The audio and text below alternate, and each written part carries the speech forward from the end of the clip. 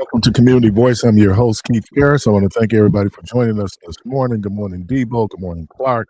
Good morning, Jermaine. How's everybody this morning? I can't stand the rain. In my window. Bring back sweet memory. Yeah.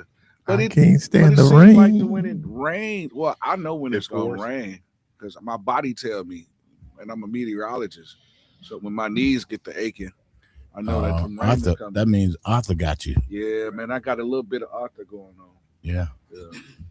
Well, good morning. Let me, I did want to not let it go by that today is the 5th anniversary of the insurrection on January the 6th. Wow, it's been 5 years. Been 5 years. I remember leaving the studio and it heard some rumblings. And I said, man, let me I'm gonna go home. I jokingly said I'm gonna go home and watch these white folks riot. And sure enough when I get home. Oh, it was just like, oh, these white folks are actually rioting. I couldn't believe what I was watching when I was watching it. Man, it just got worse. Yeah, they were trying to overthrow the government. Right. It just got worse. It got the fact that this dude pardons folks. It's all part of the erasure. One of the things that happened, I think it was at the Smithsonian, where they went in and, for each president, they talk about. So with Bill Clinton, they talked about him being impeached. So they've gone in and scrubbed any reference when it comes to Donald Trump's profile, when it comes to impeachment, like it never happened. So how did this? So my question is, for this man to have so much power, who is he in bed with? For him to have this much power, that's what I have. I have struggled with. Sometimes you all conspiracy with a Q. Yeah. That there's always something there. Keon always talked about Geppetto. I really believe, or I'm coming to the belief that no, this is just this dude, and that he's just on what he's on, and because, but a lot of the stuff, the people you would think would be his natural allies, he hurts. So, I just think that you have a narcissistic individual who, whichever way the wind blows, that's what he's going to get up and do. I was just trying to do the math on all of this. So all these countries that he's talking about, so we start with Venezuela, possibly Colombia, Iran, and Greenland. I don't know if we have the military strength, because one thing when you go in and it's they've done everything but put boots on the ground, right? Right. Because the reality is that in Venezuela right now, you have the people that are in power. The military people have been enriched, and so are we talking to them? Then on top of that, you have all these armed militias that's happening in Venezuela. So if America would put troops on the ground, I'd say they're going to protect the oil fields. And then when you look at where how the oil fields have just gone down in terms of they haven't been modernized, it's going to cost a lot of money to go in. So I don't think you can just go in. Iran is another situation. Yeah, you can go in and you say you're going to do regime change, but then how do you maintain, control of the country? That's what we discovered in Iraq, where you have to put in an enormous amount of troops in order to be able to enforce it.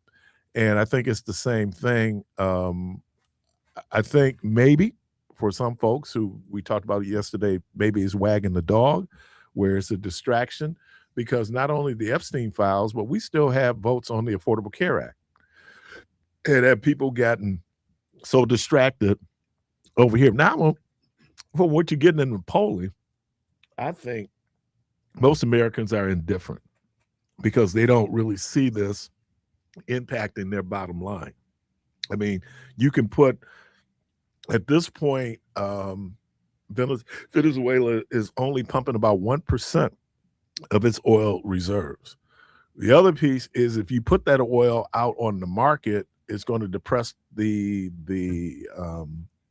price of oil, right? And so there are people who still are in petrodollars. You know, it's fossil fuel. I heard something yesterday when they were saying, and I didn't realize this, China is becoming less and less reliable on fossil fuels. They're more looking at solar technology. One of the things that Trump has done here is he's tried to cripple the what is those fans? What are they called, fans? The huge turbines with the wind energy, and so where that goes now, that's money. So you get the fossil fuel folks. Remember yesterday we talked about coal mining. Mhm. You know, these people who are doing fossil fuels, they're holding on. So, you know, a lot of the initiatives under certainly under the Biden administration when it came to alternative fuel, alternative energy sources, wind, solar, electric cars. So up until the end of last year, you got a rebate if you bought an electric car, right? And so but they've ended all of that. Why? Because they still want us to be dependent on combustible engines and oil and gas. And so, but when you get back to try to answer your original question, no, I think it's him, and it's obvious it's him. And then you get someone like, is it Stephen Miller? Yeah. You know, Stiff-faced. the Jewish Nazi. Man, stiff Man, what was the joke I heard this dude said? He said that you're the reason why people hate Jews. Yeah.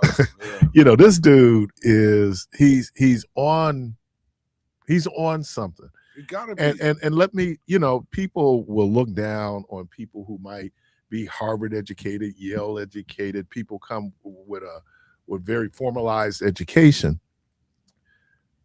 These dudes, this is the gang that can't shoot straight. And at some point, and we're talking like a year, y'all. At some point, you know, chickens are gonna come home to roost. Yeah. And so, yeah, I mean, if Congress, because people, and look, the fact that, and we talked about it a little bit when we had the conversation with Congresswoman Moore, is that there are people who are leaving because if things continue the way they are, Republicans are going to take a beating in the midterm. They're going to they know it. Yeah. I mean, these policies are very unpopular with American voters, and then the negative impact that you have. So you do tariffs and you just come up with an arbitrary number. The numbers matter. But this is the thing, Keith. When you have a commander in chief that don't care really about the party that he is the leader of, because it's really about him, right? So he loved money so much, and this is where that whole scripture of the love of money is the root of all evil, because this guy loved money so much he's willing to do whatever, whenever, to get it. So he knows by if the country would have went with the electric and all of that other stuff, the money as far as the resources with the oil and stuff like that, it wouldn't be valuable. You know who benefited from those policies? Elon Musk. Elon. So since Trump wouldn't benefit from it because his hands is not in that particular pot, but he benefits from it because they control the oil flow coming again, which is only like 1%. They don't make up a lot of the oil that's out on the market. One of the reasons why Saudi Arabia has issues with Iran, beyond Saudi Arabia being a Sunni country and Iran being Shia, is oil. Yeah. Because the more oil that you have out there, that brings down the price of oil. Down the price. You know, when they formed OPEC, and I got to give them credit because they were getting ripped off. I mean, American oil companies were raping countries like Angola and Mozambique and Venezuela. So when they went in, like that nationalization of the oil fields started in the 70s, but that was a pushback against colonization. And so then people said, so when people are saying it's not the oil has always been Venezuela's oil. The issue was that when they nationalized and basically kicked out these companies, they kept the equipment. Yeah. And so the companies are saying, well, we've invested this equipment. We want to be, what's the word? Recompensed, Involved. reimbursed. Thank you Yeah. for the equipment that we left there. I know you watched that Sarah's Oil. You were the one that told me about it, weren't you? No, I haven't watched it yet. You haven't? No. There's a part of that that makes you think of something similar to that, because in the movie, well, I don't want to tell it, so I'll wait till you watch it and then we can discuss it. Yeah. Oh, man, I don't know why it came on last night, but Cream came on. Have you seen 40 Acres? No. Excuse me. No, I haven't. Yeah, I think another it's, good one. you I know, don't wanna that tell that whole one either. 40 Acres and a Mule, and this Negro came in here arguing with me about the damn mule. It wasn't Yeah, about it the wasn't mule, about it's the land. It's the land. It's fool. the land, man. Ain't the mule. You know, black folks. But no, so I think I don't know how to feel about it. And I hope that I'm not getting numb, because it just seems like every day there's some new nonsense. You know, we still haven't figured out what's going on with Tom Homan, right? Who's over in, you know, what is that? Homeland Security, who accepted a $50,000 but they're not bribe. going to talk about it no more. Right. Because So they even want if the he people keeps to it, do forget. you tax it? But We ain't heard nothing. No, I mean, that's okay. And look, that ain't even the most expensive. When Trump went in, he wanted to sue the government for wrongful prosecution. He wanted the government to write him a $200 million check and then for wrongful prosecution. but he was guilty. He had all of the files in his house. But what happened? He won. And people kept saying he's only running so he don't go to jail. But this is what I'm saying, Keith. He's in bed with somebody. I understand he's a narcissist. I wish that he was that type of dude. He's transactional. But look, there's only one person in the world to Donald Trump. And so, yeah, you got people come in, they're going to benefit from certain things. He understands certain interests. But trust me, let's see who's going to, because I guess the energy secretary is meeting with oil companies. Now, oil companies have said that the cost of them going in and doing business, they're not going to see much of a return. That's just how bad that system has gotten in Venezuela. So, yeah, people are going to go. And here's where we're all tied into this, whether, you know, we want to accept it or not. Those of us who are pensioners, I'm assuming that part of our investment portfolio is petroleum companies, because they're very profitable, and that's what you want in your pension. So we're kind of all tied up. I think it is more a distraction. I think the average American really don't care. You got people, and then when they're able to go back and talk about what Obama did, when they're able to go back and talk about Noriega. Let's talk about Noriega just for a moment in Panama. Noriega was a staunch ally of the U.S. It wasn't until he started talking crazy about the canal that then Bush, that'd be George H.W. Bush, went after him. You know, there were people, what's his name? Hassan Hussein? Yeah. Of Iraq? Iraq. During the Iranian War, he was an American ally. Bin Laden fought with the Americans when it came to dealing with Iraq. You know, and then things happen. These people who were once friends are no longer friends. So, you know, and we don't spend a lot of time looking at international affairs. We could, you know, because in America, we're just focused on America. You know, it's us in America. Because I had to do it, you know, when I was explaining to my godson why I read the New York Times. And I said that when I was in college, political science majors, we had to at least read the Sunday Times, right?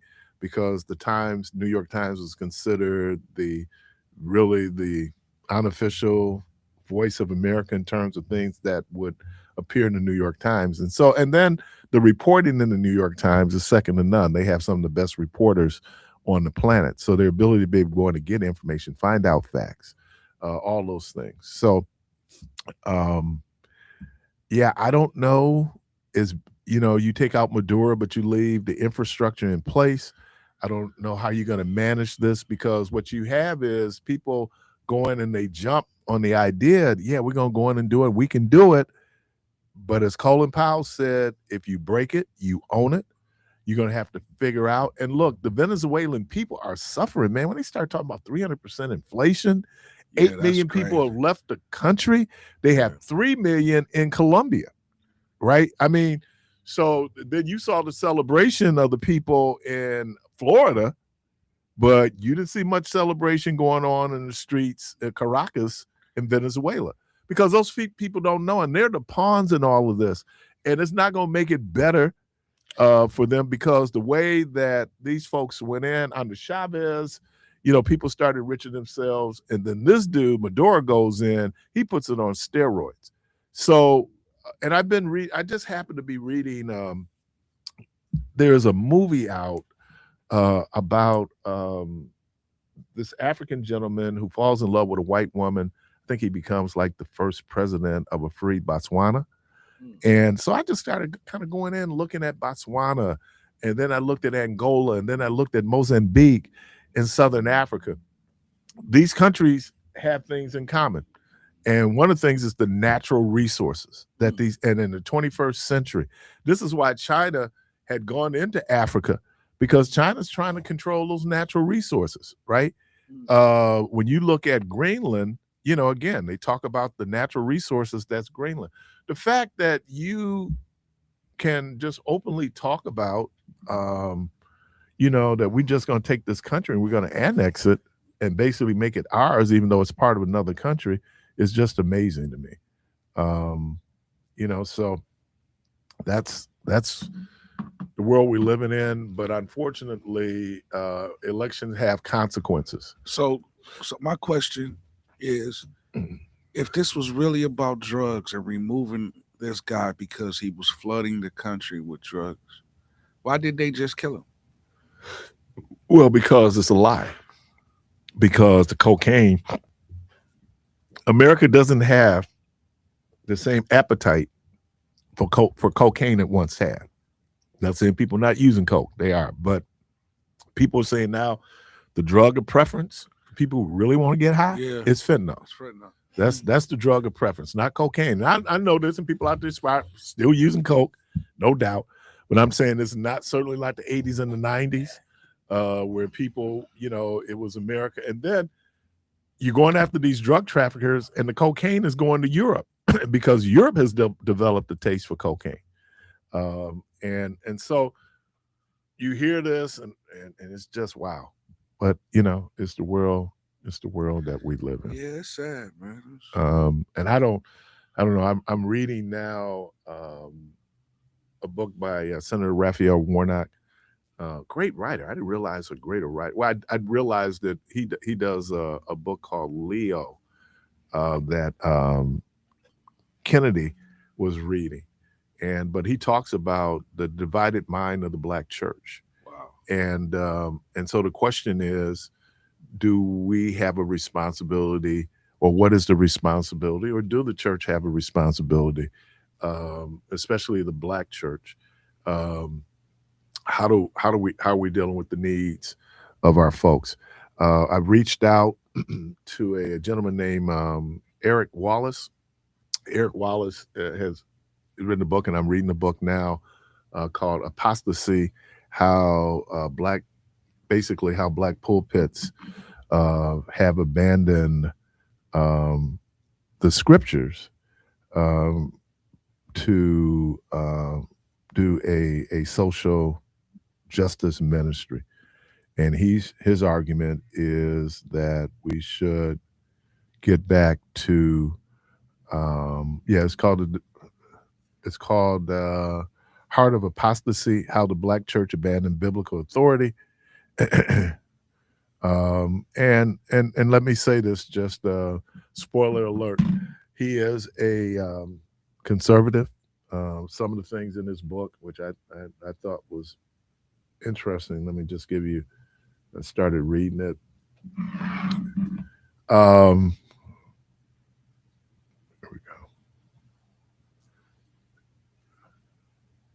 Okay.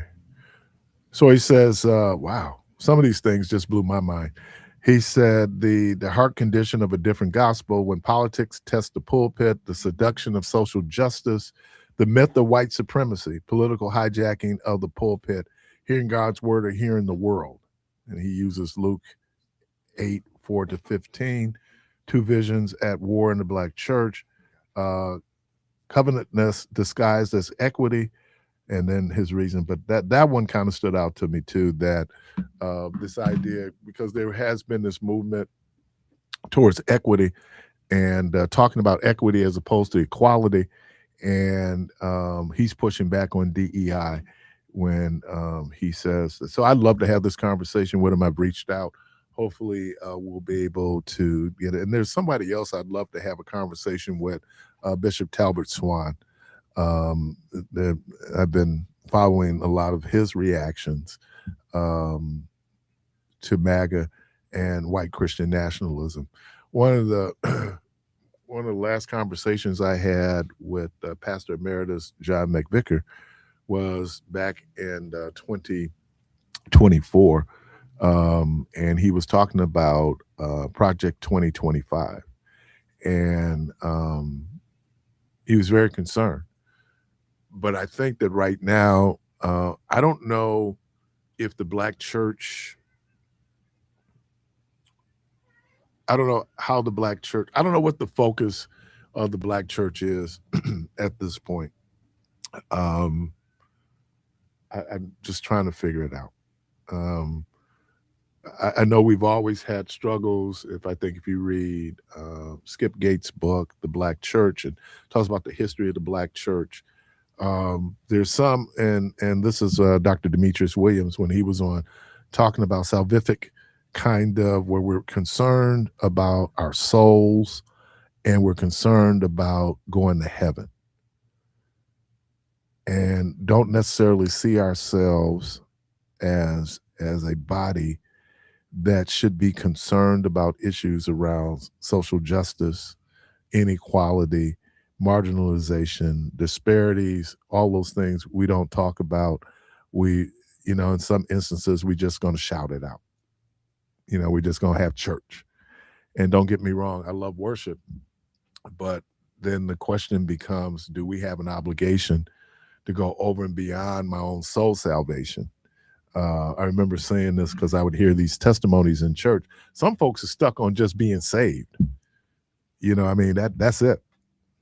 I'm but should it be more? 414-444-5250, 414-444-5250. We're going to take a quick break and we'll be right back.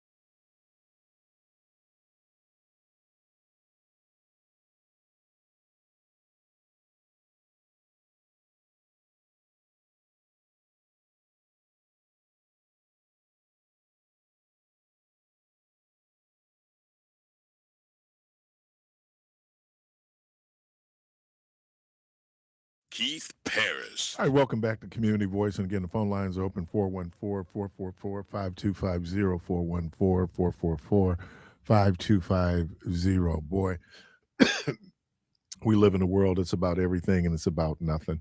And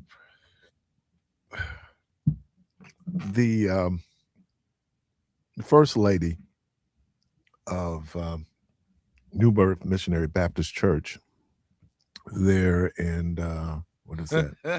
Lithonia, Georgia, Oh Lord, has set off a media frenzy. tidal wave. Yeah, There was a fundraiser for United Negro College Fund, and Pastor Jamal Brian. Jamal Harrison Bryant, right? Yeah. And his wife went to this gala, and she had a dress on that immediately caught My the attention of folks. So let me ask this question. Now you're married. Now I saw the dress, and when you first look at the dress, it looks inappropriate until you look at it again and realize that she's not naked underneath there. That's just how the dress is made. And if fabric. she was, Hold on. Now, if she was, of course, I'm gonna look at who because I'm a man. But if that was your wife, would you allow your wife to come outside in a dress that she's naked under like that?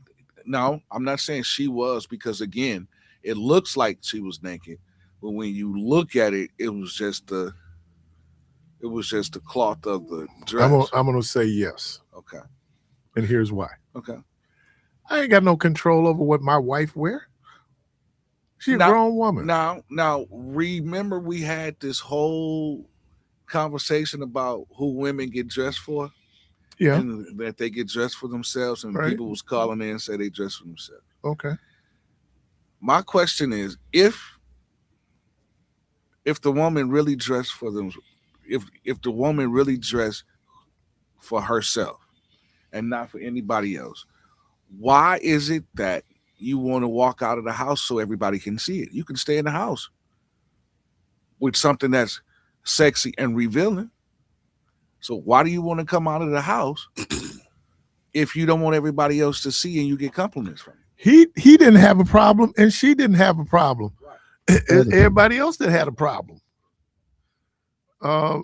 So if if that's what she wants to wear. Now I get it. Now again, if I was married and if I went out with my wife and if I wanted her to look sexy, okay, sweetheart, I'm buying this dress for you. I want you to wear this dress because it's sparking my interest. I want you to look good in it. You on my shoulders, you on my arm. Who cares what the other people think? You with me. I bought this for you. Now, because of his position in the body of Christ, it looked kind of funny to those judgmental saints. However, let's talk about that. See what I'm saying? So it's let's talk about sex. It's the let's whole talk about me thing of them being judgmental. But caller, welcome to the program. Yeah.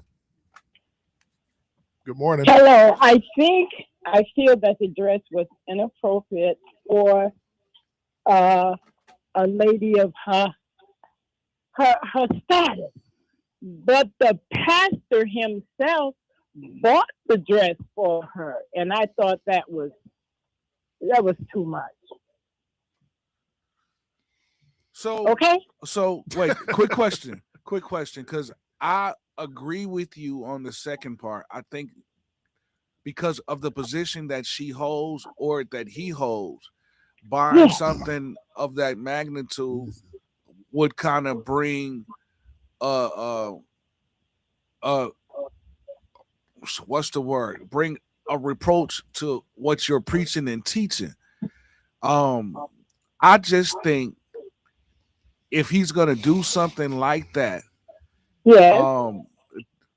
to kind of do it in secret, like, because to have it publicly, but then you get up and try to defend it.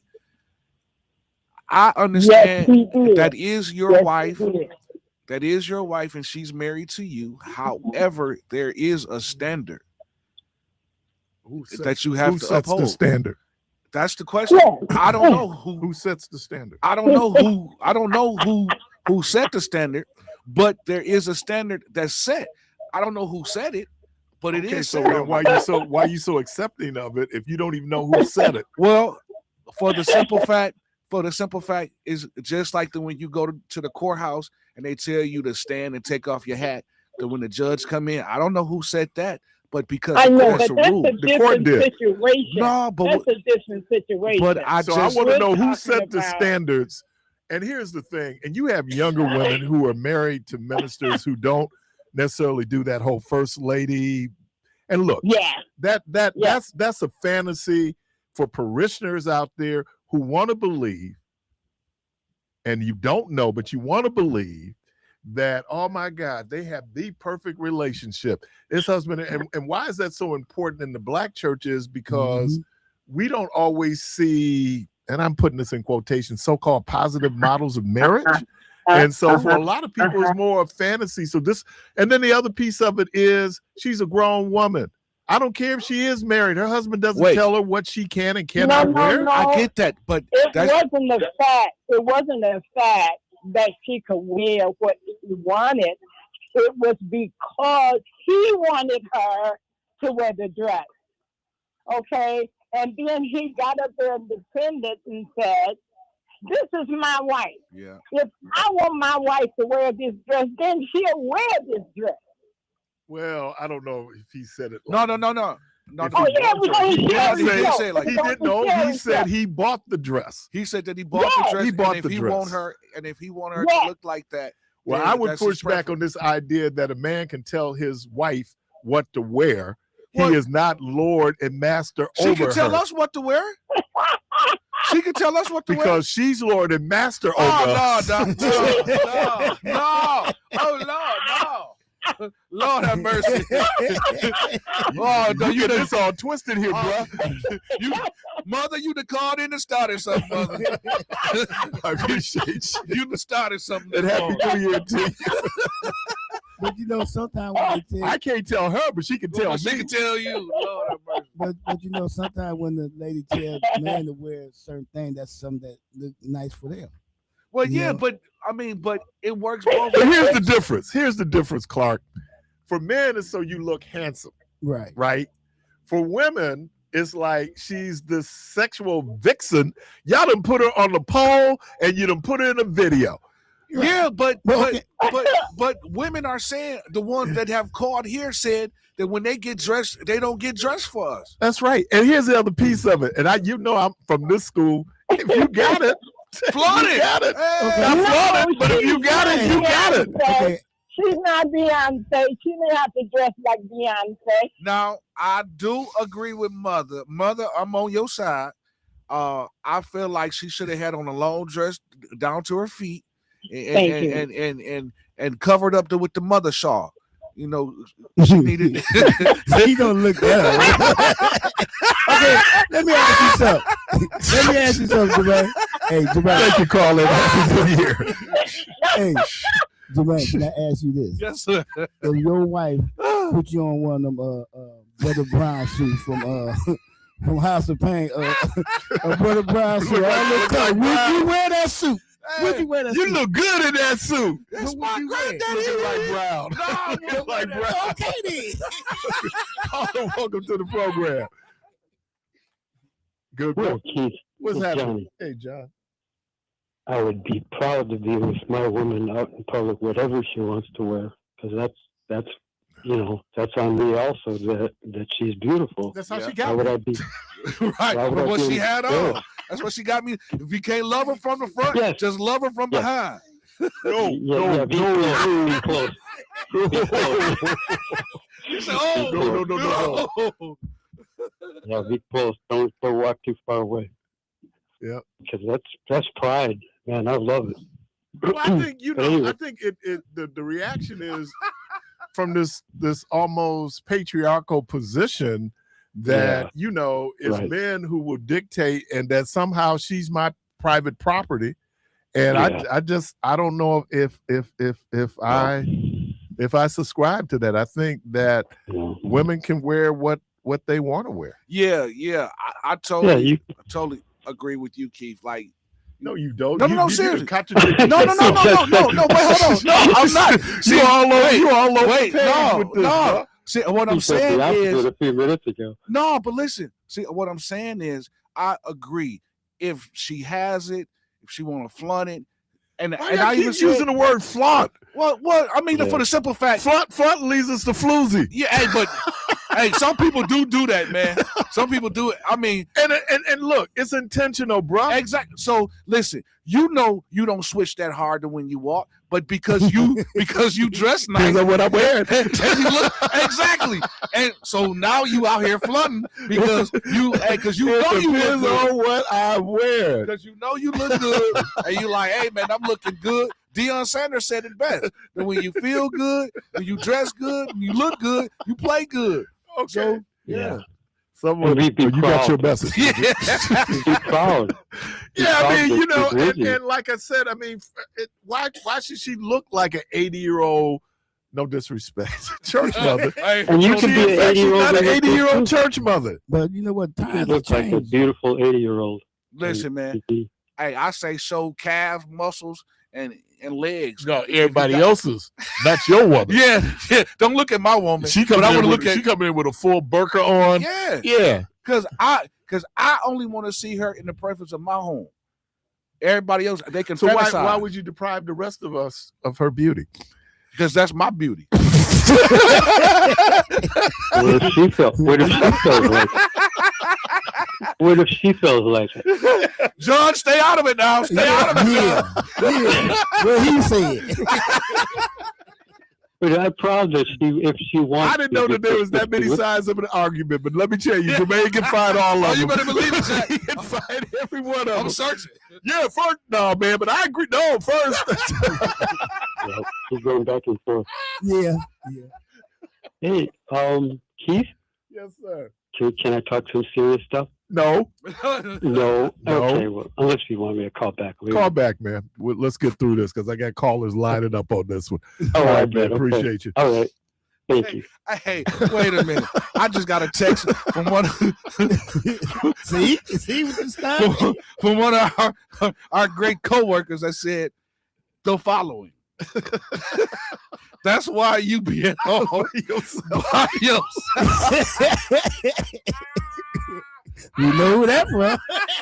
Caller, welcome to the program. Duh, you so morning for that. Good morning. How are you? I'm good, thank you.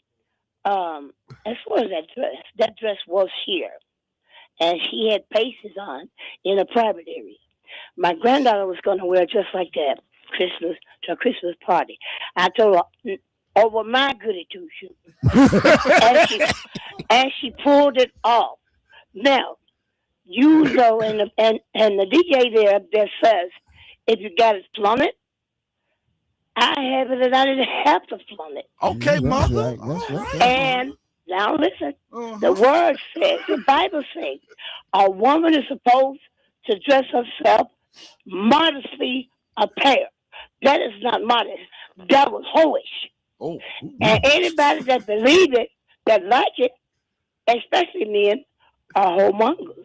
Well, Lord, I just found out I'm a homemonger. The homemonger. Oh, Lord, if you like that, oh, and that's the pastor's right too. That was wrong. Lord Jesus. It was wrong. And as for my. as being in the Christian world, it was dirty. Woo! Now, Mother. Keith, you the one that says Get him, mother. You don't tell your wife what to wear. Get him, mother. I guarantee you everything I own. You would not want your wife going out in public looking like that. The dress was here. Well, I'm gonna disagree with you. No, if she looked good in that dress, if she looked good in that dress, I don't call it flaunting. No. That is wrong. Okay. All right. And while Pastor White is just like that, he ain't no good either. Ooh. Now, pastor's wife is just a title. Pastor is a title too. So it's I just think that we hold a lot of people to a a higher title. standard. Yeah, to higher standard because of their title. But the Bible says a woman is supposed to dress herself. I agree. In But you have women who agree. are pushing back on this idea that women has a subservient role when it comes to men. Because the Bible's not telling the Bible's not telling men how to dress. I've never had that trouble. But I'm saying, but show me in the Bible where and it says that men done should it. dress modestly. I got it. Okay. I've always had it. Okay. And I got 7 sisters and the same. And we didn't have to do that.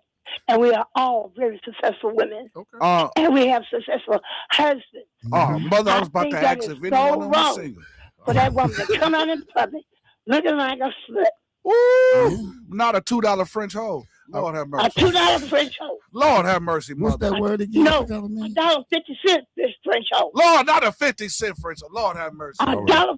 Now, wait, $1. You tell you more. now I want you all, He mother, has changed dear, his way of preaching. dear. I But here's the problem. in my church Here's the here in problem. Milwaukee. Let mother finish. Here's the problem. Here's your problem with your critique. I met Jamal some 15 years ago in my church here in Milwaukee. Okay. He was just coming on to the scene. Okay. He was very modest. He wasn't preaching the crap he's preaching now. Okay. All right. Gotcha. Let me get caller. Welcome to the program. You started something, man. Isn't it interesting? Got it, Clark? Isn't it interesting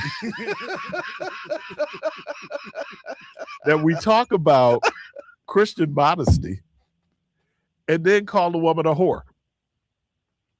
Well, what do the Bible now? Hold Wait. No. If you gonna go there, no. Wait a minute. What I'm saying is, if we're talking about Christian values and Christian behavior, yeah. First of all, Jesus tells us not to judge. Is that judging? Yes. Or is that correction? Yeah, because you'd have made the woman out to be a whore. Wait, hold on. Wait. If it looked like a cat, it's a cat.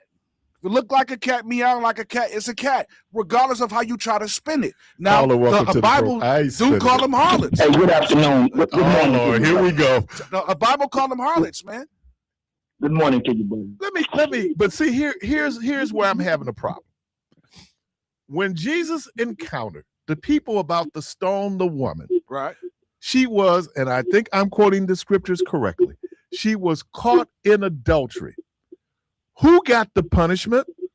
Of course, you're gonna ask the question, where was the man? Of course, you're gonna ask that. That's important because she can't do adultery by herself. I get it, but we talking about accountability. So we gotta start. So accountability is also the other person. It's with the man as well. But he's not mentioned. Okay, but we're not talking about that. Can I say something, brother? No. Go on, man.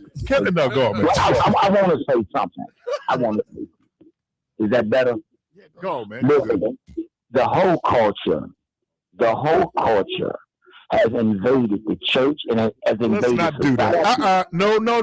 That is first of all, it is condescending. It's misogynistic. No. Because what I'm hearing is y'all done got all into this woman. She done turned into, and she ain't even French. And you got her all into all kind of, excuse my language, hold them. And it was a dress. Now, how do we? So the issue isn't the wearing of the dress; it's the people who are looking at the wear of the dress.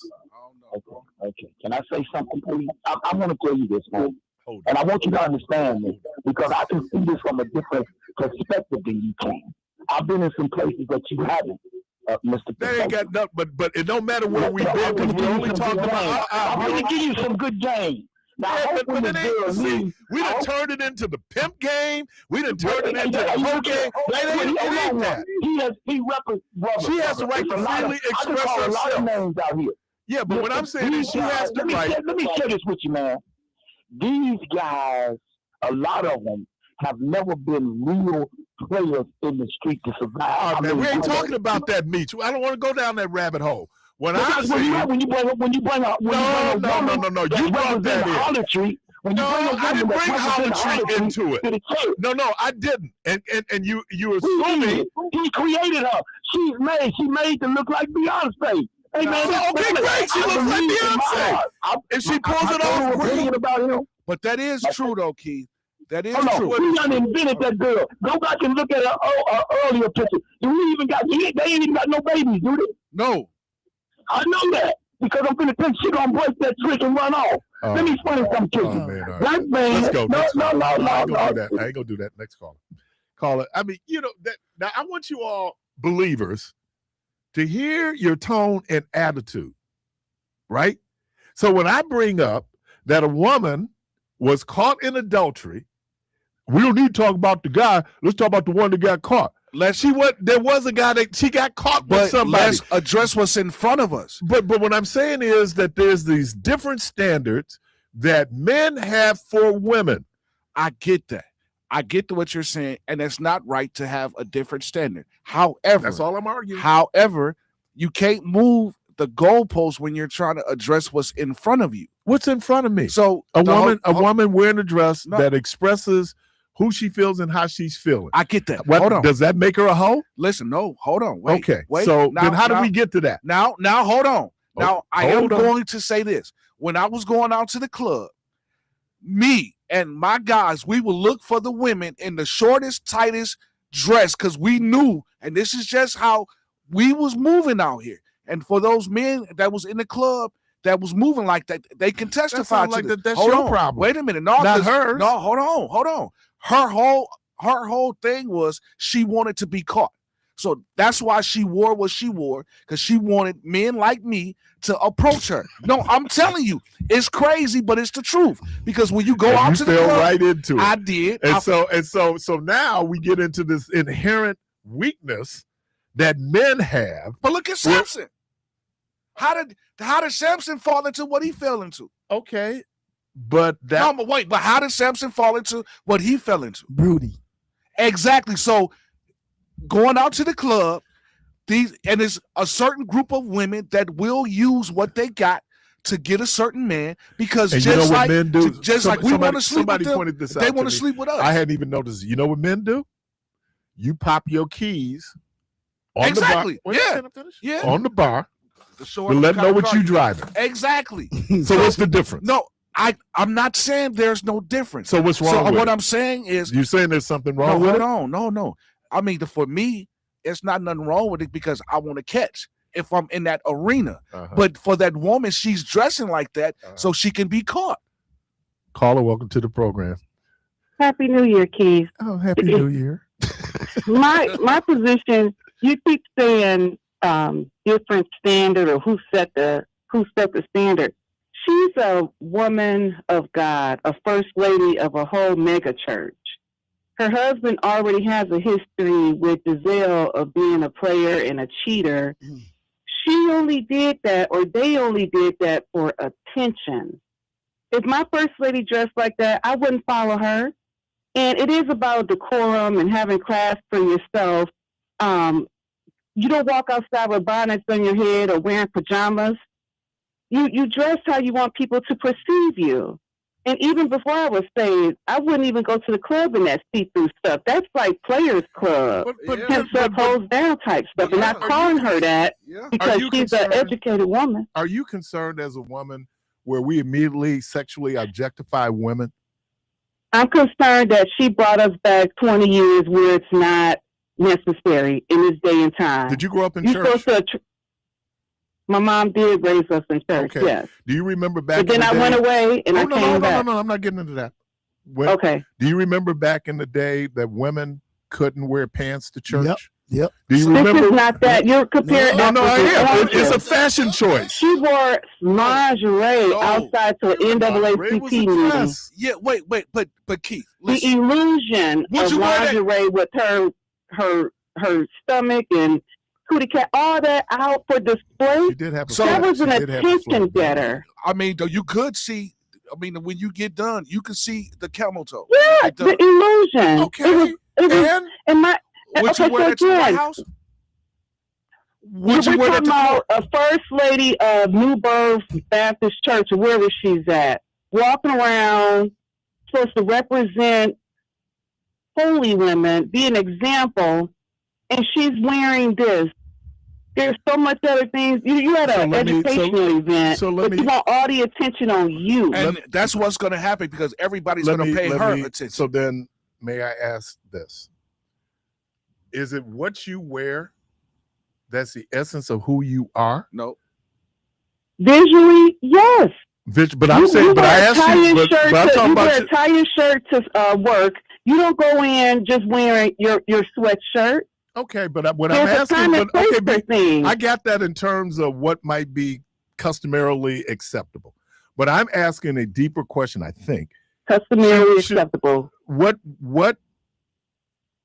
should we judge people on exterior, or should we be looking at people for the essence of who they are? Can I ask? We should judge people about how much pride they have for themselves. Okay. How much do they love themselves? You going out here exposing your body and giving the illusion that you're naked with some lingerie on says a lot about you and your character. Hey, can I flip this? Wait, hold on. You don't have a Puma hat, do you? Hold on, watch this. I can flip it and not agree with you, caller. Check this out. Keith, if you were standing by your car outside and I walked up to you in all black, had on a hoodie, had on a mask, not said a word, but I'm walking towards you, your mindset is going to say, this dude is going to rob me. He going to do something to me. Let me cross the street or get in my car before I even open my mouth. Now, what if it wasn't his intent? Wait, hold on. But what if it wasn't his intent? In order for you to find out the intent, I would have to open my mouth and say something to you. Okay. Because of how I look. So when she opened her mouth? But hold on. But we're talking about how we look and the perception of how we look. Because again, if you were standing outside, it was nighttime, you saw me walking the street with all black, a mask, a hoodie on, you would think I'm coming to rob you because of how I look. Okay. Your point is. Or I go out with pajamas on and a bonnet. You don't think I didn't wash for today. Exactly, because it's the perception of how you look. But hold on. But I mean, could have washed that day. Lady. But you won't know. But the perception. Okay, so let me playing. Yeah, keep playing so good that first segment, man, with the politics. No, Keith is a talk show host, and so Keith is trying to engender a conversation. You know. And so every now and then, Keith should put in a counterpoint of view than maybe the person I'm talking to. That's just my role. If Mary Ellen walked up in there with that dress on, would y'all have respect for her? Yes. If who? Mary Ellen. Oh, wait. Yes. No, you wouldn't. Hey, I'll shoot my shot. No. You know what I'm gonna say? Yeah, I'm gonna have respect for her because she signed my check. So I don't care what she wearing. I'm shooting my shot like, hey, she signed my check like I could care less. Hey. Did you write the check? Hey, Keith. Care less what you showing in that dress. Hey, Keith, can I play devil advocate? You sure can, because that's what we do on Community Voice. Hey, check this out. So if a pastor preacher get up on the podium and had no shirt on, a tie, and a coat and a suit, how would you feel about that? Can he He preach? got no shirt on, just a tie. Can he preach? He can preach. If he can preach, it don't matter. No, but I mean, if he got up, he could preach good, but he come to the point where he got no shirt, just a tie and a suit coat. Well, you ain't gonna pay attention to how I have because you're looking at him. I have seen some of my clergy brothers and sisters wearing some questionable outfits, but that doesn't negate the essence of who they are as people. Caller, welcome to the program. You tripping. I can care less what Mary Ellen wearing if she signed my check. Caller, welcome to the program. Yes, hello, gentlemen. Good morning. So I'm listening to this conversation, and I'm appalled. But not for the reasons why you may think. Because number one, for the sister that called in, that called this woman a hoe, that woman has on a dress one time. Nobody has ever seen her in anything like that before or made any complaints about her clothes before. So you wear a dress one time, and now you a hoe. So, question. The other thing I did not care for is that, Jermaine is making the example about somebody dressed in the black hoodie and the blah, blah, blah. And we ask people all the time not to judge us based on that. That's racial profiling to some extent. And, we caution our kids, look, we know people will think about you this way, even though it's not right. But I'm listening to people. You can disagree with a dress without dragging this woman and calling her out her name and acting like you holier than thou and calling this woman a hoe, and this woman didn't do nothing but put on a damn dress that you disagree with. It's disrespectful. You can talk about not liking the dress without making the woman into a damn Jezebel. And I'm mad that it's women that's doing it. You ain't got to talk about her like that. Don't like the dress. Question the dress. But you have no history that this woman has done anything inappropriate. Right. And she's standing there next to her damn husband. Right. Right. So I just don't understand how women feel holier than thou and justified in talking about this woman in a way that's so disrespectful because you disagree with her choice in a dress. And if you look at the totality of all the time she has served as a first lady, ain't nobody never had no complaints about her clothes. So I make one move that you don't agree with. And to the lady that said it, she was dead wrong. The dress was not see-through. It was skin tone color. She didn't have no pasties on, and she didn't have nothing covering her coochie. Stop lying on the lady. The dress was just a see-through, a neutral color, skin color for her dress. So y'all need to stop it. So I'm just like, we got enough people bashing sisters without these women crawling in here on this high horse like they can dog this woman because you don't like a dress choice. And let me ask, because this is one of the issues that now this cleavage, for some people, they have a problem with cleavage. And let me go back. Growing up in the church, I knew we had a dress code. I think the other piece of it is, and I think you're right on point, Michelle, is that we look at the outer part of people, right? And we never give them a chance to, who they are as a person. They tell the story about you can have the poorest, stankiest person walk up in church and people going to leave them alone to death. Yet the very calling of the church is to say to deal with those who are the least among us. And then we shouldn't judge. And I know everybody trying to blow past this whole thing about the woman caught in adultery, but that's symbolic of patriarchal, where it's men and that women are the property of men. That is not that. And even for him to say he bought the dress, I get all of that, man. That's cool. But it don't matter if he bought it, she bought it. If she wants to wear it, she has the right to wear it. Now, I subscribe from no victims, just volunteers. Don't trip when people trip, because people gonna trip. And obviously, you're going to get scrutiny. Yep. So, when you step out in it, you already know what's going to come with that. Yep. You made a decision. I'm okay with what comes. There you go. But I am still saying to people who sitting in here feeling all free and willy-nilly just to call somebody a tramp and a hoe because of a dress selection, it's women wear stuff every day that's questionable. Hey, can I play? But I don't think you a tramp and a hoe. I'm just looking at your outfit like, baby girl, that's a little tight. Bad fashion Baby girl, No. you could have did something different. So- but I ain't making no whole character judgment about who you are as a woman and a believer in God because your cleavage was showing. So, Shell, can I ask you this just to play devil's advocate? And I just want to hear your answer on this. Oh, you're going to hear it. I know it because she's going to give it to me. So if, again, and I asked Keith, but I'm going to ask you, if you didn't know me and you saw a 6'1", 245, 250 pound I already responded to that. Huh? I don't get to make an assumption that you getting ready to rob me. No. Because you got on a black hoodie and you whatever and you walk up on me. Wait. But what I'm saying is the thought would cross your mind because of how I'm dressed compared to if I had on a suit and a tie and I was walking that same But direction. what are we supposed to do with those thoughts? we're supposed to put them in perspective. I get it. Do I immediately jump to conclusions? Because we see that done to us every day. But you that's what walk people through the do. door with locks in your head, Yeah. and people assume you ignorant. Yeah. That And- you don't belong, and you shouldn't be in a professional workplace setting. Right. No. That's So we don't that's true. assume Is that where the we ignorance know comes from? somebody. No, seriously, that's true because I actually walked in and this is the truth. I walked in the bank one time and I was just dressed down, and it was hard for me to even get help because I looked like the typical, problem guy. But I came back a couple days later in my dress clothes, suit and tie, and walked in, and they greeted me right away. But let me help you with this, because all of this is subjective and where you are.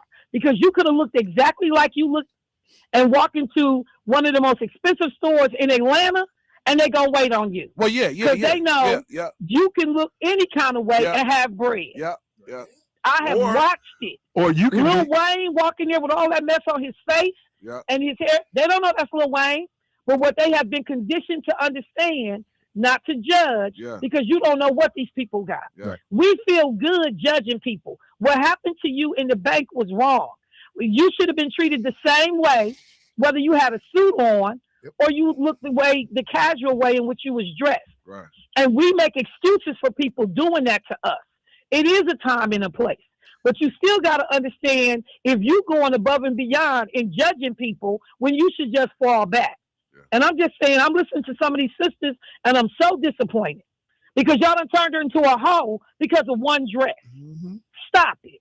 Well, I think it's also one of the most vexing issues in Christianity is sex.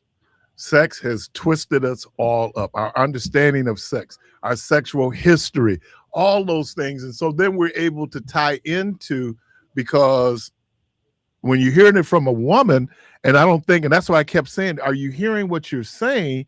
Because you've objectified her, right? You didn't put it on a sexual plane where it really was. And look, there are bodybuilders, there's people out there with gorgeous bodies. Me. I mean, you. Gorgeous bodies. And as Michelle said, that is subjective. But I mean, and that becomes the bigger issue. This false narrative that Black people have is almost one of those things where somehow we're so prudish in our expression of sexuality in public, but in private it's something else, right? So in public we go, and so you know what's amazing? I've heard that word hoe used more by women than I hear by dudes. Now I'm not saying that's anecdotal, that ain't empirical, but what I'm saying is that sometimes, and so I think women, and here's the womanist in me, embrace your beauty and don't let a man tell you what is and what isn't acceptable, what is and what isn't beautiful, because that's what it's really coming down to. And then the terms we're using are terms that men use. The Scarlet Letter, she was caught, she had an adulterous affair with a minister. He never suffered any punishment. She had to wear the Scarlet Letter. And when you think about the number of men, particularly pastors, who done got caught messing around in their church, who allowed to stay in their church, who allowed to stay in the pulpit in some cases. Help us. Right here in Milwaukee. Oh, Lord. Hey, you wanna hang on, or what do you want to do there? Because we gotta go to a break. No, I'm gonna go because I done preached enough and made enough people mad. Now, do you need an offering? Now tell me where to send the offering to now, mother. I'm just saying. Or the dress. One dress don't make you a hoe. And y'all, and for women to be doing this, it's just awful. Because when a woman gets raped, and the first thing they want to ask her is what she had on, people will tell you what that got to do with anything. Nothing. But y'all stuck on these old ways, these patriarchal, male chauvinistic ways of thinking about how a woman can dress. But Kurt Franklin them running around here in them tight damn pants, pelvic and ain't nobody got nothing to say. He on stage pelvic thrusting too in them tight pants. Y'all have a good day. Forward twerking. Right. You listen to Community Voice. We're gonna take a break. We'll be right back.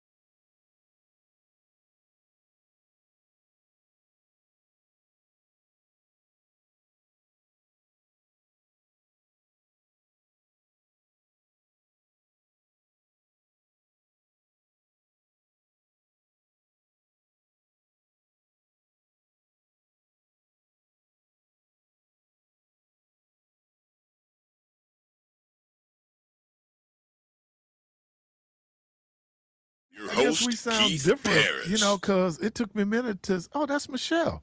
Yeah, I didn't even know that was her voice. Though she sounds so sexy over the radio. There you go. There you go. Caller, welcome to the program. You just can't stay out of it, can you? Caller, welcome to the program. Good morning. Hello. Once, twice, 3 times. 3 times a a lady. lady. Caller, welcome to the program. Good morning. Jesus. Good morning. You cut us? All right, let's do this one. Caller, welcome to the program. Yes, I had called earlier, Uh-huh. and the lady that just got off the phone, I would like to say I don't know her, but I bet you she would wear just like that, and you probably won't tell you why, because she can't. She probably weigh about 400. She sounds like a Let's fat. go. We're She's not going to do that. Caller, welcome to the program. On WNOV. Hello. Yes, hello? Is that me calling back? Yes, because I felt slighted and you busted me upside the head and kicked me off the day without even letting me explain myself. Well, I've been to a lot of conventions and I've seen a lot of things. Been in a lot of backgrounds. I've been to the Church of God in Christ conventions. I've been to Baptist conventions. I've been to dentist conventions. I've been on a hustler's trail practically all my adult life. And what I've seen is I've seen women that are regular women have adopted this new culture. Okay, the blonde hair, which really is a bait for a trick trap. Okay, blonde hair. A white man has always wanted a white woman in a black body. He don't want her food. He don't want her culture. He don't want nothing. He just want a white woman inside of a black body. However, that's where the blonde hair comes in. This girl that's probably about 10 years, maybe 10 years younger than my man, however old she is. The thing is that he wants that. He wants us to believe that he has the capability of handling and having some of that. A lot of preachers I know, man, you'd be surprised at some of the things that they do. And they want me and you and all the world to believe that before they came to Jesus, at the Jesus Christ, come to Jesus Christ moment, that they were players in the game. So they want to dress up their women, and women love it. Women love it. Regular women right now want you to believe that they have that quality and that capability of getting some money. I get money. I do that. Okay, not knowing the real life of a lady that's got to get it like that, man. So everybody now, she ain't gonna get on the block if your lights get cut off. She gonna go down to the energy assistant and get the money. She ain't gonna get on the block and get the lights back on. Okay, but she want everybody to believe. Can we get back to? I think the general question is: first of all, is it judgment? Yes, it is. And as Christians, should we be judging? Yes, we should be, because it's indignation judgment. It's righteous judgment. Okay. You understand? See, listen, man, you have to have some type of, they want to use that Matthew scripture all the time. Judging not that you do not judge. I understand that, because with what measures you judge, you shall also be judged. So by me always talking about homosexuals, and then I get caught with one in my car, man, I done been judged with what the judge. No, you've been caught. What do you mean? Say it again. You just been caught. No. But then somebody, you are being judged by the judgment that you've been judged by. Even if you did, I'm not in a position where I should be able to make a moral judgment about you. You should, bro. No, that's Jesus cautioned against that. No. He did say that you will be judged. You will be, but God is the final judge, not me. Yeah, no, he is the final judge, but he did say that the people around you will, that will happen. It's a righteous. Listen, brother. Yeah. You got to read that scripture. Yeah. Judge ye not, that ye be not judged. Yeah. So with what measures you judge, you shall also. And be all judged. that's saying is that if I judge you now and come down hard on you, guess what's going to happen to me? Guess what's going to happen to me? That's all it's saying. And so, look, this idea, and we try to wrap it up in righteousness. It is not righteous. It is a judgment. And Michelle's point is a great point. We don't even talk about the dude in the black mask. We just talk about black skin in general. And for those of us who are black people, and we know that people react to us on nothing based on, it ain't content of character. It's based on the color of my skin. It's wrong, right? So then it's wrong, wrong. and so then we shouldn't do it. I Okay, can't identify it as wrong and then still do it, trying to attach a judgment to How it. can you tell a young girl? How can you tell a young girl? How can I tell a young boy not to be a player when all he's seeing me is a player? I go sit in the room with how I dress is not an indicator of who I am. It can be. It's not. No. It can be. It's a part of who I am. It's not the essential all of who I am. Keith, listen, hold on. If I catch one of them ladies like that, and they dress and they away from their guy, is it good enough for me to shoot at her legally? Thank you. Can I holler at her? You can holler at her. That don't mean that you're gonna be successful. That's the other piece of it, y'all. Right, Women do the judging and do the choosing. Most of the time, see, this Jamal, this pastor down there, really, Eddie Long would probably be rolling over in his grave if he seen what he's doing right now. Wherever Eddie Long is looking up from. I don't know where he's looking up from, but he's rolling over in his grave because allegedly he was involved with a certain lifestyle, but this boy right here is full of that. Eddie Long, but here's the deal with Eddie Long. Eddie Long had a very, very pronounced campaign against homosexuality, right? Correct. He was against same-sex marriage. And he himself was a homosexual. Hold on, he was judged. He was judged with what measures he judged. He should also be. No, he was gay. Judged with that measurement. Wait a minute. So then, not only do that, now you have the sin of hypocrisy because he's saying, "Do what I say, but not what I do." Correct. But listen, he was able to mask it.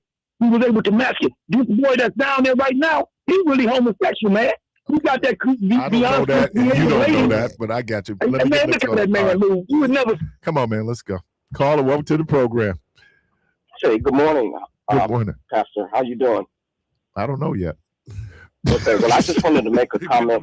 No disrespect to me and older women. But I believe, and this is just my thought, you can take it for what it's worth, why the man was not there because they didn't bring the man, they brought the woman. And by them bringing her, she was set free. God showed his grace and mercy, and he took away her sin. Now the man, he's still going to be dealt with because your sin will find you out. So we're dealing with what Jesus dealt with, what was presented to him, and he set her free and made her clean. And he can do that to anybody that comes to him willingly. Thank you so much. Thank you. Yeah. So I mean, but that's a nice spin on it because I want to know what happened to the dude. I'll tell you what. I want to know what happened to him. Try killing yourself and go back and see if you can come back. Now you're trying to put a black caller. Welcome to the program. What happened to him? He went back to Jesus' days. Okay. Oh my God. Good morning, sir. Thank you for taking my call. Good morning. Assalamu alaikum to you, brothers. Yeah. Same. Listening to you talking about attire, clothing. If and I have seen women dressed in all manner of ways or whatnot, so it wouldn't be nothing shocking.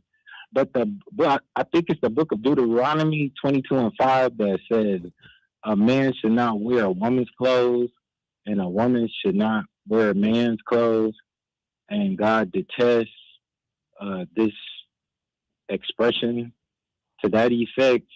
And as for me, I would not be very, very happy if my woman, especially if she was my wife. Now, if she was my girlfriend or some chick I'm just messing with, you know what I mean? Jermaine, you know exactly what I'm talking about. I'm telling you, bro, I know. You know what I mean? Yeah, especially if you've been in the clubs. You could be like underage and grown women. You could be, I used to be in the club when I was 17 years old, 17, 16 and a half. With Aaron, Jamel, and we was performing. I know. And women was throwing themselves at us. Yeah. And we didn't even have mustaches. Yeah. So, I mean, like, for real. So, but the stuff that I saw, I would be like, I couldn't take her home to my mom because my mom ain't going to be, she's going to be very, very upset. and looking at her own self as a woman, because I never seen my woman, my mama, or even my sister or my aunties dressed like that, or my cousins, the female ones, But I mean, hey, if that's what you're gonna do, I mean, you how does the Bible say you reap what you sow, and what you put out, you will bring it back to yourself. Yeah. So beware, man. Thank you.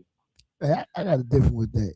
Just because when you take her home to your mother, to me, she's not gonna dress like that. No, what she's he's not gonna saying, dress like that. What he's saying is out the gate. If you saw her dress skimmy and she was half naked in the club, that's in the club. Hold on. He's saying that she wouldn't be an option for him to take home because out the gate she's already revealing herself. What if that was just? It was like Michelle said. What if it was just that one time that she put that dress on? She's at the club. You making an assumption on her character that probably ain't true. Keith, okay, so let me ask y'all this, because apparently y'all missing exactly what me, Chris, and these people are saying. If a chick is at the club, if she's half naked, first of all, 99% of the time when you go to the club to mingle. And you're going so you can talk to somebody. And for guys that's in the market of trying to pick up a woman, you go into the club looking for the easiest target. So you superficial, not her. That's not me superficial. You are being superficial. Hold on. And I know. Oh, she looks a certain way, so then I should be able to hook up. Oh my on that. God, bro! Listen, listen. Hold on. Prime example. If you're riding down 27th Street, and you know that's where prostitutes is at on 27th Street, you see a woman standing out there with a long skirt, long dress, a hat. She's fully dressed. You're not going to think she's a prostitute. What if she is? Hold on. Wait a minute, but you won't know. Until you wait talk a minute. to her. Hold on. You won't know. But your initial approach, if you see a woman standing on the block that you know is known for prostitution, in a dress that's half up to her cheeks, she's showing everything, your mindset is going to tell you she's a prostitute. But it's on you. What if she isn't? Nope. What if she isn't? You know what I'm going to know my mindset going to say? What? Look what this woman got on. That's what my mindset going to say. Yeah, well, wait. But why would you say that? Because what she got on in public. But that could just be her regular dress. Okay. That could just be Does how it she make dressed her a regularly. bad person? Does it make her a bad I'm not saying it made her a bad person. Well, that's what it sounds hold like. on. No, I'm saying it's the same way if I was a drug dealer. And if this house right next to the station was a drug house and a known drug house, and everybody know it's a known drug house, and you see me standing outside, I'm just saying, and you see me standing outside this house and people coming up to me, you gonna say this guy is hustling, selling dope out of this house. Okay. Caller, welcome to the program. Let me get the call. Go ahead. Caller, welcome to the program. Hey, Keith, what's happening? Hey, George. I don't know what this discussion. Hang on. Take you off speaker. Keith, what is this discussion about? So you don't listen? You know, Keith, I'm listening to this, and it's just like, so what does that say about you? If you attracted to that, what does that say about you? Nothing. No, it do. It don't say nothing. It doesn't. Yes, for it me. do. I guess my because point is, everybody Keith, has their own subjective things of what they're attracted to, man. Keith, what I'm trying to say is, unless I'm hearing this wrong, is that the women that they're talking about, it seems like they're saying to me that they're less than. So if you're going after that, what does that say about you? Okay. I guess, am I missing something? No, you're right, but I guess the point I'm trying to make is that dress. We're having this discussion about the dress. I'm hearing them putting down these women about what they're wearing. Right. So I see a young lady in the club, scantily dressed. In the club. So I'm automatically attracted to that. Okay. So what does that say about you? So, I won't take her home to my mama. So what is that saying to you? That you messing around with somebody that you wouldn't want your mama to see you with? Yeah. What is that saying? What is that saying about your character? Well, I'm gonna answer. That's the whole point. That's the whole point I'm trying to make. And I actually get that, George, because I'm gonna say that because I actually lived in that moment that I have met women at the club, and I knew I wasn't taking them home to my mama, but I wanted to take them home to my bedroom. Well, the only ones that I couldn't take home to my mama was the white girls.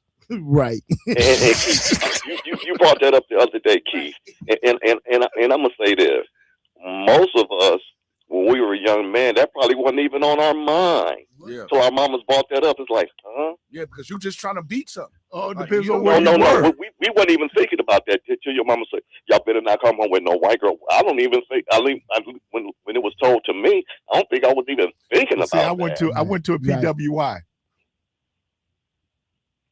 So she didn't say that to you until you went there. She didn't say that to you while you were at Parris. Oh, we heard that growing up. Yeah. But That's it what I'm really, saying, but it Keith. went on steroids when we got to Dominican. So that wasn't even. I mean, were you thinking like that? Oh, I'm gonna go get me a white girl. Well, I was until she told me. That's what I'm saying, Keith. So now you don't put this in my mind. No, that's What's not wrong true. with Let me. No, that is not true. But the thing I And really how many dudes that went and got with white girls because their mama told them not to? That's the point I'm trying to make, Keith. Okay. But the point I really call for because Well, George, do this, because we've really been running. I want you to hold on to after the break. Can you? Oh, okay, yeah. All right. Community Voice. Hopefully, I'll be back tomorrow. We're gonna take a quick break. We'll be right back.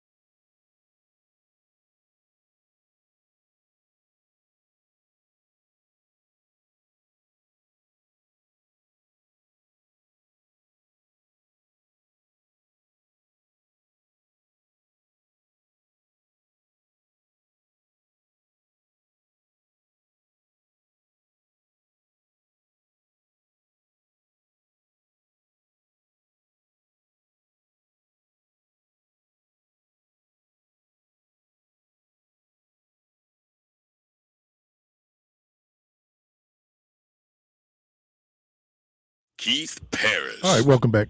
Go on, George. Hey, thanks, Keith. Let me just say two more things, and then I'm gonna get off. One is that I don't think I heard you and Michelle talk about this, but we want to make sure today is the 5th anniversary of January 6th. I started the program. Oh, okay. I'm sorry. I probably had passed out at that time. Okay, sorry about that. There. I guess my second train of thought is I like the way that young man put it, because I've always wondered where was the man at too when they brought the lady before Jesus. And I never thought the moral of the story is that Jesus saves. So I'm glad he put that spin on it like that, because I've always wondered, wait, where's the dude at? Because in the Bible say both of them supposed to get stoned, right? Yep. So that he put a good spin on that. So I like that. So thank you, young man. And here go the other one, and I'm finna get in some trouble because I'm finna start some mess. You just talked about Eddie Long, right? About how he was on the crusade. And I've always wondered about one of our callers, because 98% of their conversation is always about homosexuals. So I wonder what's really going on. Well, I think, and I kind of touched on it. Did that go over your head? No, I got it, but I'm not going to go with it. But I think that issues in America, but I want to be particular to the people I know. For Black folks, sex is a vexing issue. There's a lot tied into it. And especially we preach about it so much where you have preachers who will get up and preach about homosexuality, but they won't preach against divorce, right? Because they could have gotten a divorce or they're going to get a divorce. So what we do is anything other than me is sin. We had Sunday school every Sunday, but Sunday. And whenever they was talking about sin, and you'd hear people go, amen, but it wasn't like amen, because I tell people stop saying amen and say me, because I didn't hear me in the tone. What I heard was everybody else is sinning, okay, not necessarily me, because with me, it's failings.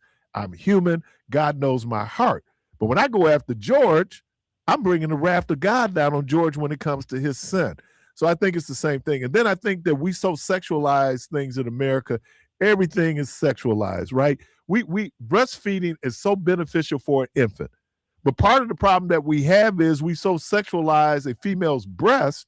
It's hard for people to even understand this is a medicinal health thing that's good for the baby. And we sit over here thinking about, wish I had some of that milk. That's us. That ain't her.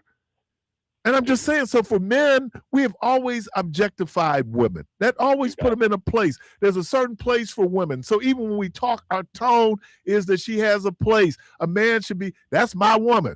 Okay, no, that ain't your possession. It ain't your property. And so we refer to people that way, and I say that to her. I'm not your property. We was listening to an OJ song the other day, and the dude said, I own her in the song. And I'm like, when you go back and listen, Brenda said, yeah, y'all think we y'all property. We ain't y'all property. You're not. We're not. And I don't know if y'all read y'all post, but this is a good one right here. She said, how many of y'all mamas was dressed like that up in the club? Uh-oh. I'll talk to y'all later. I don't know nothing about your mama, so I ain't saying. I do. I'm just saying, but and like it's when we get old, man, that's a frustration sometimes getting old, because you get forgetful. And one of the things that we seem to get forgetful about is our own past. And if we showed the videos of our own past, the judgment that you throwing today, you wouldn't be throwing then. Wait a minute. Now, I do got to kind of push back. No, because, wait, hold on. I do got to kind of push back because, again, and using this as an example, if I'm 40, 45 years old, that means that I was 20, 21 years old before. So the people that's living now that's 20, 21 has never been 40, 41. So that just means that I've learned from what I used to do. And now I know better, and know that now that I sit back and look at it like, oh, that was stupid or was wrong, I shouldn't have did that. I can help those that are now walking into the 20, 21-year-old lane compared to the 40, 41. No, and that's the other piece of it. Why should I steal them their joy at being That ain't 21? stealing their It joy. is. That's wait.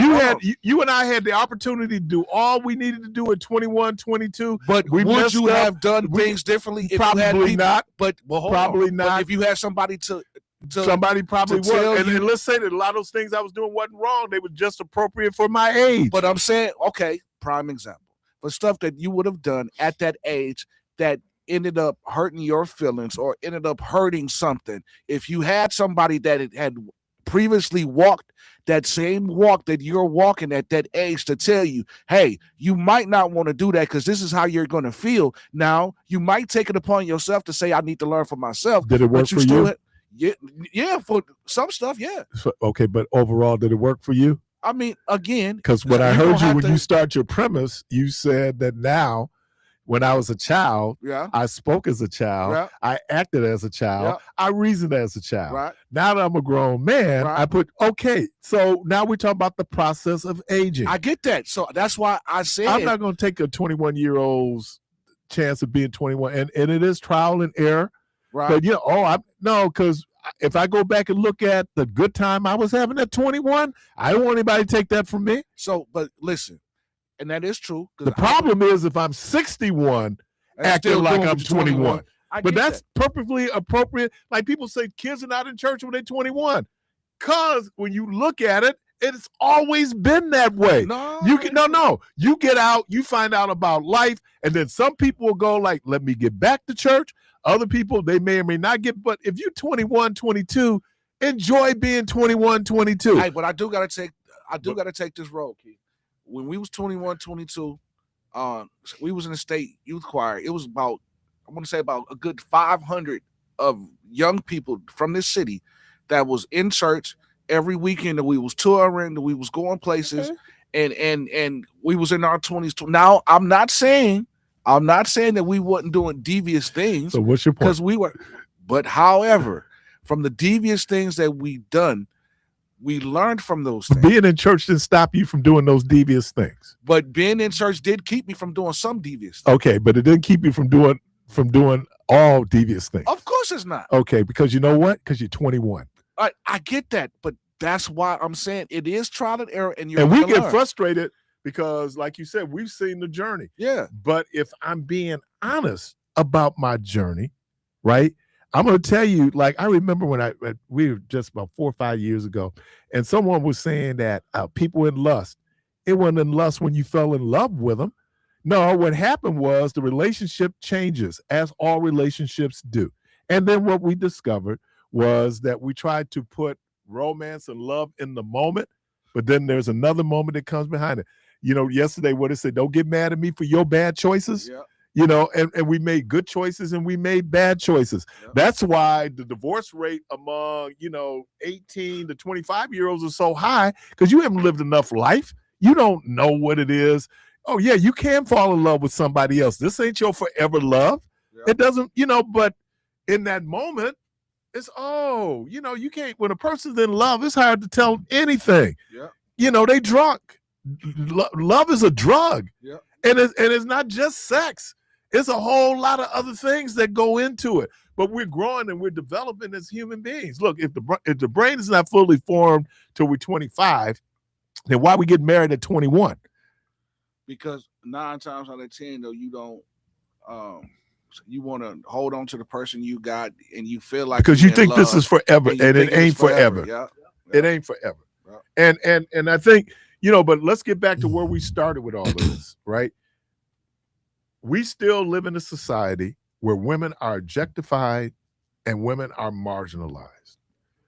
And then when it's Black women, that's a double whammy, right? Mm-hmm. So I'm just saying, I can't judge you by what you wear. I shouldn't, because guess what? I one of the smartest people I ever met, because I was so condescending with my college education. I remember I must have been like a junior in college, me and my boy, meet this woman. And she told me she didn't go to college. Oh, so I'm going to shut this down until I started talking to her. Found out she was one of the most well-read people I ever met in my whole life. Don't go on. Don't. You can judge, but those judgments are based on incomplete information. Mm-hmm. And then, have you ever met somebody, and this probably when you was kids, y'all couldn't stand each other, right? Yeah. I mean, every day y'all come out the house, y'all fight, and then all of a sudden y'all become the best friend. Because you done gone beyond that immediate surface, sensual, what you see. And then, then we make God capricious and arbitrary, because that's great that the guy was able to spin it, that, it showed salvation and it showed redemption. But it also showed a certain level of injustice directed at women. And I can't ignore that. And so when we look at it, like I was saying yesterday, if you're a female and you're a prophet, you should just be a prophet, not a prophetess. Because when I make you a prophetess, that means that your prophecy, your imparted divine prophecy is not the same as a man. Because God talks to men differently than he talks to women. I don't know if I accept that. It ain't about if you accept it. Okay, I'm just saying, it's a talk show. I get to have opinions. That's what I call talk show. And the last time I checked, it was my talk show. And I don't know if we hear it sometimes, and maybe I'm becoming more aware, more sensitive to what I say and how I say what I say, because if we look at, do you all accept that men and women are equal? Yes. Mm-hmm. I do. Yes. Okay.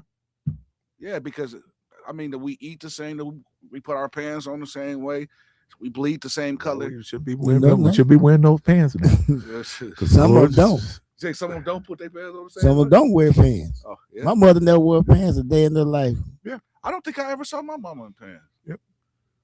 So I know when women had the freedom that they could finally put on a red dress and go to church. Put on your red where they dress. could put on them high heels. Your sweet perfume. Girl, you look so good. Turn it to Johnny on them. Now, I like that red dress. I like that dress. I like that red high dress. heels. But you begin to see it. And again, I know I'm out there on an island. But that's Arsenio Hall had hosted that preach off. Oh yeah. And the white dude remembered him from Coming to America. He said, I represent a God that delivered Gilligan from the island. And you can see Arsenio just break out like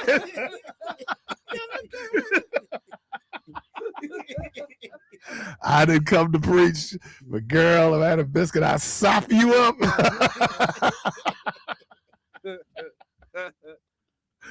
Somebody, one of the dear sisters at the church wanted to know, and I don't do this because I saw so many preachers break up. They had all these nice little pet names for their wives. That's my squeezums. That I don't jinx myself like that, right? Because the next week, him and Squeezum getting a divorce. Yeah.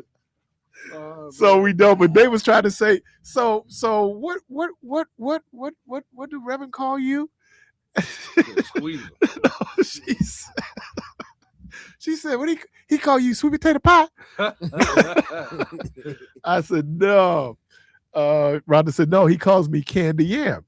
Oh, yeah. So where the candy yams came from was, I don't know if you remember in Living Color. Yeah. He had the head detective. Oh, yeah. And remember his girlfriend was a sweet potato. She was candy yams. Yeah. Head detective. Yeah, he had some shoes. Yeah, but this girl was candy yams because she was a yam. Forgot about that. So that's where it got, like candy yams. She's so sweet. Don't you agree? Oh my God. Yeah. So, but no, that's a jinx, man. That's a giveaway. Oh, that's my snookums over there. I'm like, they can get a divorce. Yeah, because you try, and that's the other thing, because church people like the fantasy. Yeah. Because look, can I go out on a limb on this one? Some of our families are dysfunctional some of the time. Yeah. And so and look, and I see preachers out there doing it. How many churches do you drive by, and on the marquee you see a pastor and the first lady? Right. Not too many. No. You do. Because that's the whole thing for people is, and I don't know if it's a sales thing that people do, but I like to, and even though I know I'm public, I know that my relationship with my wife is private, right? Yeah. And that, that is good, is bad. You hope it doesn't spill out, especially the bad spill out into the public, whereas Kennedy said they had to call 911, because it can happen that way. That brother who sounds like he was a pretty popular pastor down in Alabama. Yeah. But it also sounds like he was abusing his wife. Yeah. So, how and is that okay? And then I think it was Michelle. Rhonda and I, we went to a workshop. We were putting together a curriculum to teach sex education in churches. And so they had this thing called Denominational Whispers. And so it was a whole workshop. And it's a different dynamic when you have divinity school students and seminarians there, very progressive, very liberal. And so the issue came up was, what is and every denomination brought in, like I think the Methodist, the Book of Rules, or they would bring in all their things in terms of what they say about certain things around sex.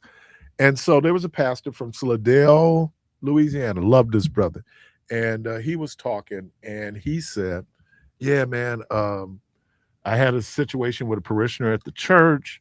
I don't know if they created a child, but it was an extramarital relationship. So, he went to the deacons.